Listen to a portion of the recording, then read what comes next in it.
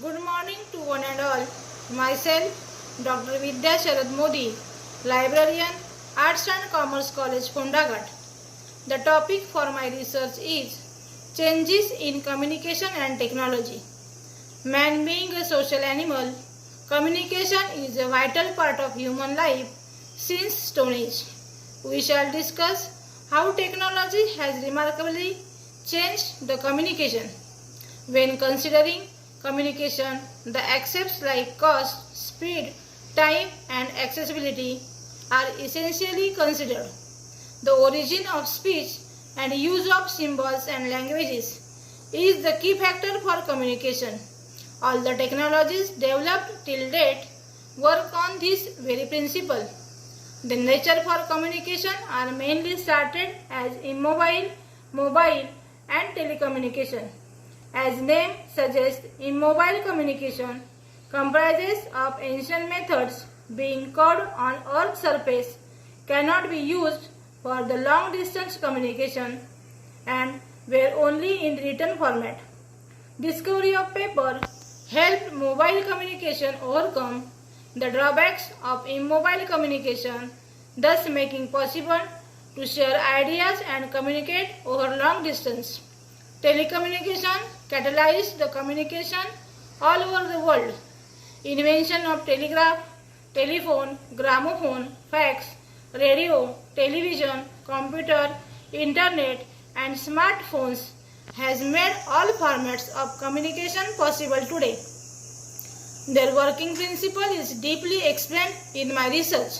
These advancements has helped us to overcome the problems such as speed and time when considering traditional methods. Whether it's personal or professional reason to communicate, we have many options to choose. The latest applications such as Skype, WhatsApp, Facebook, Twitter, and many more are helping humans interface and communicate for the betterment of humanity. The communication methods today are even life-saving in most of the cases. Thus, the changes in communication and technology have helped humans overcome the barriers of communication. Lastly, I would like to thank and congratulate Arts and Commerce College, Fondagat for conducting one-day online international interdisciplinary conference. Thank you. Good afternoon. Myself Ramkrishna Tukaram Thavre, Assistant Professor from Konkan Jnanpith, Uran College of Commerce and Arts, Uran Raigad. Paper titled Education Regarding Sustainable Development. This paper primarily deals with the UNESCO Sustainable Development Goals, especially the SDG 4 Quality Education and Lifelong Opportunities for All and its empirical and theoretical background as well. From this paper, I have tried to put forth the idea of various education ideologies of sustainable development. The validity of the techniques would be tested a proposed pilot study and ESD approaches. Lot of work has been done in the area of comparative education in comparing the education system of different countries. But here our focus is to design a sustainable education model at the grassroots level, keeping in mind the diversities, complexities, and constraints in India. Teaching techniques for ESD like quality education, ESD pedagogies, issue analysis techniques, class discussion can be practiced in teaching and learning process. I conclude by saying ESD is to build up a school culture that would improve learning and help students to become responsible individuals by fostering sustainability for the sake of conservation of natural resources and promote equality, sustainable consumption, lifestyle and practices to protect our environment and make our world a place of sustainable habitat. Thank you. I am Dr. Nandini Wagh, Department of Geography, Pankaj Arts and Science College, Chopra. Impact of natural hazards on ecosystem. Abstract. An ecosystem is an integrated unit consists of interaction, planets, animals, and microorganisms. Survival is dependent on maintaining and regulation of their biotic, abiotic structure and function. Thus, ecosystem is a unit or which is composed of number of subunit which are direct or indirectly correlated to each other. The widely aspect definition characterize natural hazards are those elements of physical environment harmful to man and causes by force to him. More especially in this document, the term natural hazards refer at all atmospheric, hydrologic, geological aspects and wildfire phenomena that because of their location and frequency have to potential of affect humans, their structure on their activities. The natural hazards, such man-made phenomena as war, pollution, and chemical hazard to human being, not necessarily related to physical environment, such as the disease, are also included for consideration here. Keywords: ecosystem, environment, natural hazard, atmosphere. Natural hazards are earthquake, volcano, flood,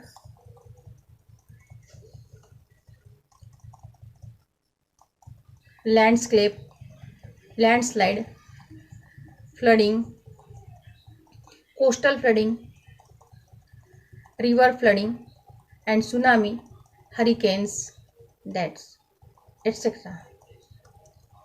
The environment natural hazards are sustainable development. Environmental degradation and sustainable development has become well-felt issue. It is the state and country as well. Survival and well-being of any country is depending on sustainable development of all resource. Such kind of development is the process of better of life in all aspects like socio-economic, food, energy, education, security, etc. However, in this situation, we want environment at the and at the one hand and the development on others. Development in an sector should be provided without during disturbing environment. Also, the development should not affect the need of future generation. Therefore, it is necessary to protect the environment. The conclusion, my paper's conclusion is to address hazard management. Specific action must be incorporated into the various stage of the integrated development planning study. First, an assessment of the presence and effect of natural events on the goods and service provided by natural resource in plain area. Second, estimate of the potential impact of natural events on development activities. The third, the inclusion of measure and reduce in the purpose of development activities. Within this framework, lifeline networks should be identified. Components or critical segments on produce facility, infrastructure, and support system for human settlement. We should be as nearly as possible and recognize to priority elements for renewable following disaster. Thank you. present in the paper regarding spatial distribution of mangroves in the coastal zone of Kannur district. Mangrove is a shrub or small tree that grows in the coastal saline water. Mangrove occur worldwide in the tropic between 25° north and 25° south latitude. The distribution of mangrove forest reduced drastically over the periods over the world, the same way that is happening in India as well as in Kerala. Study area. Study area covering the coastal zone area of Kannur district in Kerala. We all know that the coastal zone area is vulnerable area for natural calamities. Objectives: to analyze the trend of distribution of mangrove in the various administrative divisions of coastal zone area of Kannur, to compare the distribution pattern and suggestions for conservation.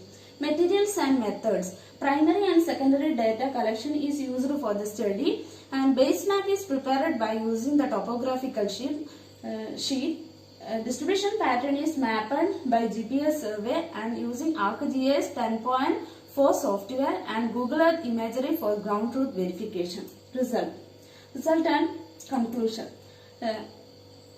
River basin in the coastal zone area play a major role in the distribution of mangrove in Kannur. About 17.8% of the mangrove forests are concentrated in the Cherugunnu Panchayat. Municipal and urban area having the concentration of mangrove is less than 0.5%. Conclusion. Mangroves are threatened ecosystem because of its location. The forest is located in the coastal zone area, being the area of high density of population. Developmental, industrial, urban growth paved the way for the distribution of mangrove forests in the study area. Thank you. Good morning, one and all. Myself, Dr. Vinit H. Rakkibe, Vice Principal and Assistant Professor, Department of Commerce, Loknete Venkatraghire Art Science Commerce College, Panchavati, Nashik. I am hereby submitting my research article or paper in the subject of benefits of investing in mutual funds. The abstract of my paper is: to achieve the financial freedom, one can have investment, but the question is where to take a position and the way to take a position. There are many alternatives available to take a position or to invest their savings and grow it with current market situation. But investment in mutual funds has different advantages. During this research article, researcher tried to elaborate the assorted benefits of investing in mutual funds. There are many benefits of investing in mutual funds. The primary and foremost reason of advantages of mutual funds are the mutual funds have a spread of schemes, and this implies that there is something for all. Whether you are averse to risk or want to take a position your money for a brief period of your time, there are open-ended fund schemes designed for your needs. Thank you. Stay home, stay safe. Thank you again. Good afternoon. My name is Devendra Singh, Extension Lecturer of Geography from Government College Isram. Meteorological drought and its relationship with groundwater depth in Sonipat district of Haryana. Meteorological drought means the dryness of the water due to the less than the average rainfall. IMD Delhi define the number of the rainfall condition of the excess rainfall, normal rainfall, deficiency rainfall and the scanty rainfall on the basis of IMD Technical Circular number 2/2007. The study area is a part of the Haryana state which come under the NCR region. The data source is collected, the data of groundwater depth and rainfall is collected from the groundwater cell Rohtak. The groundwater cell is the is nodal officer of the Central Groundwater Board, which monitor the depth of groundwater table in Sonipat, Rohtak and Jhajjar district. The study, the meteorological drought is calculated on the basis of IMD Technical Circular number 2/2010. Relationship between meteorological drought and groundwater depth is found out with the help of the Karl Pearson coefficient of correlation, student t-test, coefficient of determinant and line of the predict. The spatial pattern of the groundwater depth is obtained from the observatory well of the groundwater cell. This is the spatial pattern of the observatory well site of the groundwater cell. The IMD calculated four type of the drought. The meteorological drought during this 29th year, only 8 meteorological drought exist in various time, and one meteorological thorough drought exists during 1987. The average groundwater depth was 6.69 meter during 1987 to 2015, and the normal average rainfall of the Sonipat district was 580.52 mm during the same period. Percent deviation from these was plot, the percent deviation from average groundwater depth and percent deviation from average rainfall, which is the meteorological drought, is predicted shows with the help of the line graph, and Karl-Pearson correlation coefficient shows that there is a very low positive relationship between these. Student 3 test shows that this is insignificant, and coefficient of determinants very poor prediction. The relationship between these two shows that the null hypothesis is accepted, that is the groundwater resource of the study area are not related with the meteorological drought. The groundwater resource of the study area. Hi, the title of my paper is An Analysis of Spatial Localization of Chemical Industry in Kochi. Objectives of my paper include to analyze the location pattern of chemical manufacturing in Kochi, and the second objective is to discuss the factors favored in the spatial localization of chemical manufacturing in the study area. Kochi is the fastest growing port city in the west coast of India. Periyar is the major river draining Kochi, and it is also regarded as the transportation hub in central Kerala. For data, the industrial data is obtained from District Industry Center Ernakulam and Kerala State Industrial Development Corporation. About 70 industrial units were randomly chosen from the whole list provided, and all these locational data were obtained through GPS surveys, prepare distribution map, and later with the distribution map, kernel density estimation in spatial the spatial analyst tool in ArcGIS was used for identifying the clusters. As a result, it is observed that chemical industry is highly localized in Kochi, and there are 3 cluster zones in the city. One is at Elu, second is at Kalamasheri, and third is at Ambalamugal. And for that, the factors that has been identified to the spatial localization are land availability, physiography, the Periyar river that is draining through these 3 zones, transportation, market condition, and the government policies and measures. That is the cluster policy adopted by Kerala government in 2002. These are the important findings, the abstract of my paper. Thank you. Myself, Dr. Sunil Narke, Department of Geography, Jamkhed Mahavidyalay, Jamkhed. My research topic is Geographical Analysis of Tehsil-wise Female Occupation Structure, a case study of Ahmednagar district. The name of function which a person performs by the engaging himself in that particular gainful activity. The paper discussion on Tehsil-wise female occupation structure of Ahmednagar district from 1971 to 2011, because of occupation is one of the important parameter by which one can measure the level of Tehsil-wise women workers in Ahmednagar district. The objective of the paper, objective of the study is, it is important to present study is to access various demographic character of the population in Ahmednagar district, but in that to study the female occupation structure of the population. It is an important conclusion in my paper. All decades the rate of females in secondary and tertiary activities was very lower than male. There are so many reasons to involvement of female in secondary and tertiary activities of Ahmednagar district.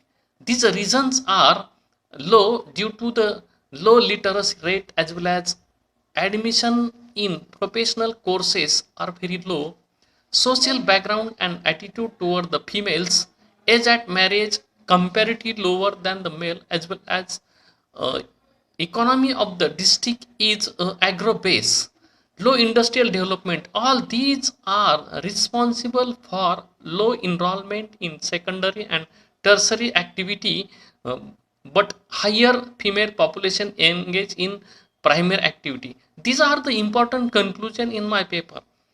So that I am thankful to organizing committee and all the respective members and body. Thanking you. Dear friends, my topic for the today conference is Wetland and the Environment Sustainability, a case study of Kanjli wetland. Dear friends, wetlands are the main source of fresh water and also source for the irrigation water, and this paper has mainly three objectives. First, what is the distribution of wetlands, spatial distribution of wetlands, their characteristics, their advantages in the Punjab, then what is the various characteristic features and problem faced by the Kanjli wetland, and on the basis of these three, some proposals are made to sustain the environment sustainability. In the terms of spatial distribution of wetlands in Punjab, there are total 21 wetlands present in the Punjab, out of which 12 are man-made and 11 are man-made, and rest of them are the natural wetlands. Among these, three of Punjab wetlands are national importance, like Harike, Ropar and Kanjli.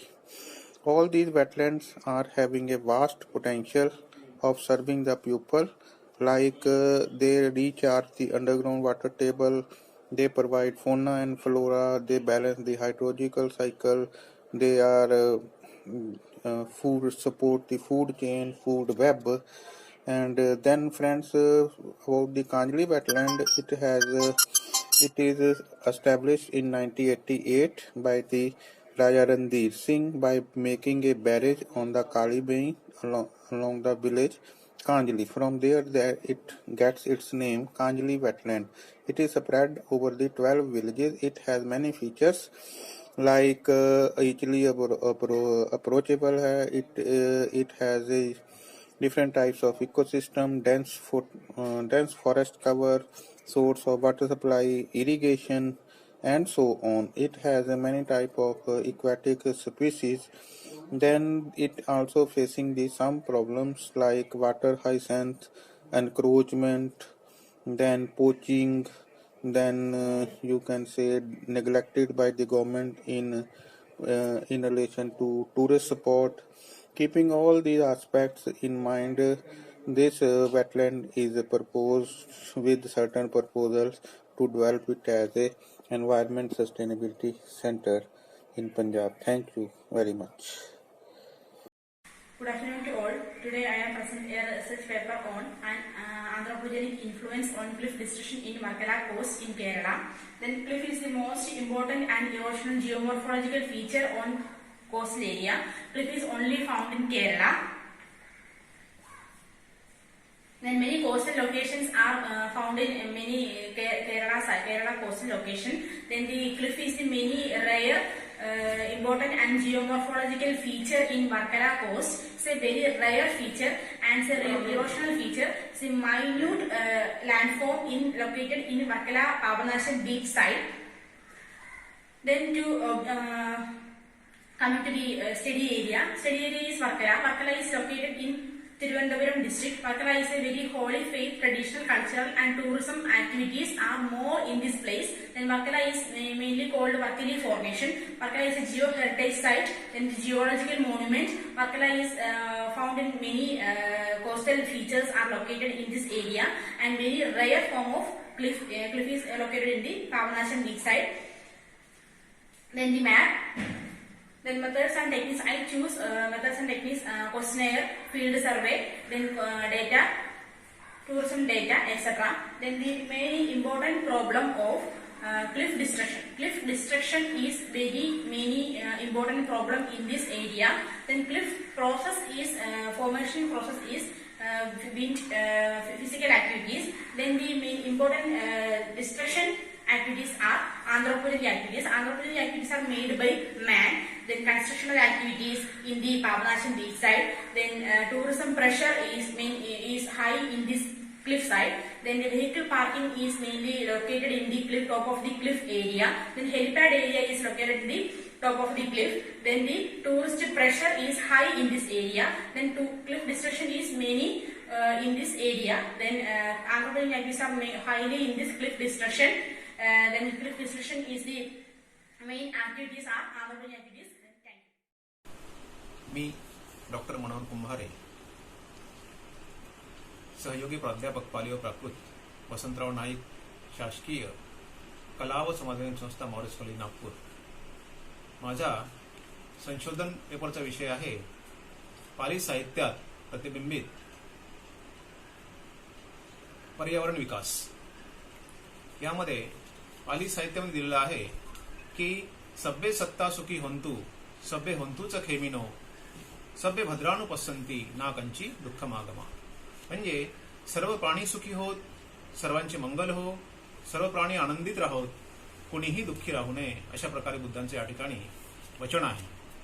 तर पाली साहित्यामध्ये पर्यावरण हा बौद्ध धर्माच्या दृष्टीने मानवतेचे परिपालन आहे, स्वातंत्र्याचे अर्थान्वयन आहे, कर्मसिद्धांताचे समाहरण आहे, अनात्मवाद आणि अनिश्वरवादाचा सिद्धांत आहे, सामाजिक आणि आध्यात्मिक जागरण आहे आणि सामाजिक चेतनेचे परिस्फुरण आहे.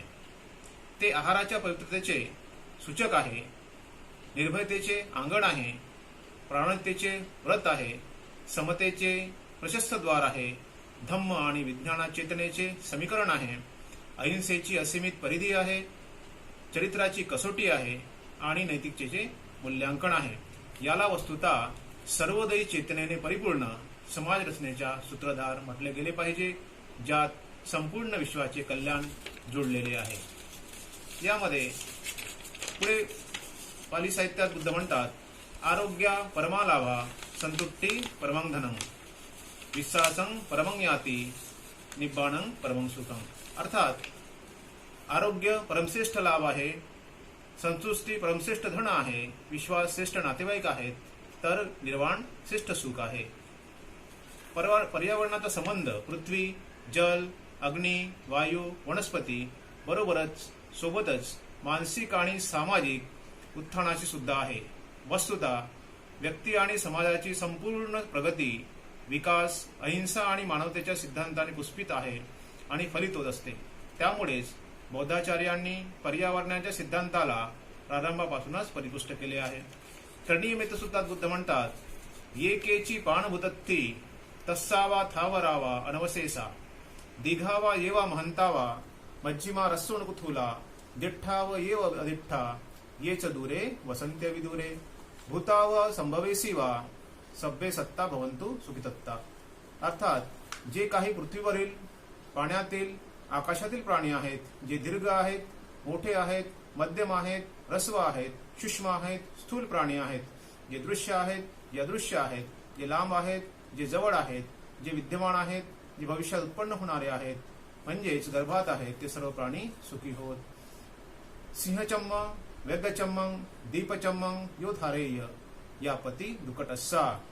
अर्थात सिंहाचे चामडे, वाघाचे चामडे, चित्याचे चामडे जो धारण करेल त्याला दुष्कृत्य आणि दंडनीय आहे.